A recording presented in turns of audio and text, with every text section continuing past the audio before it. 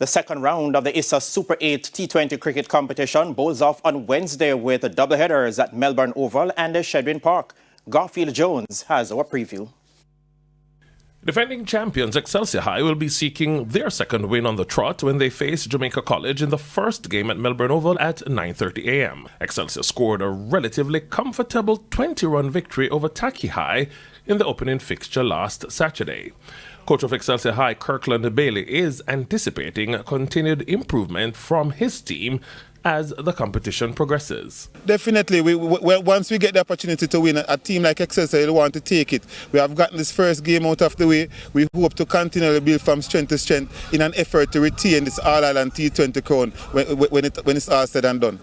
The second game at Melbourne Oval will see Campion College doing battle with St. Elizabeth Technical at 1:30 p.m.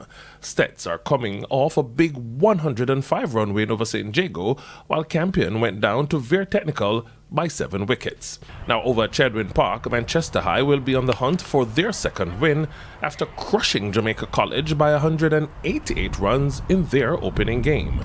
After falling short in last year's tournament to eventual champions Excelsior, coach of Manchester High, Barry Barnes, is confident his team can go all the way this time around. Absolutely. Last year I won the rural one. Unfortunately, last year I got knocked out by Excelsior.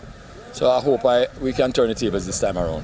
The second game at Shedwin Park will see St. Jago High going up against Veer Technical at 1:30 p.m. The final set of preliminary round matches will be played on Saturday. Garfield Jones reporting for TVJ Sports. We take another break on Primetime Sports Tuesday, but stay with us. We have got more in the next segment.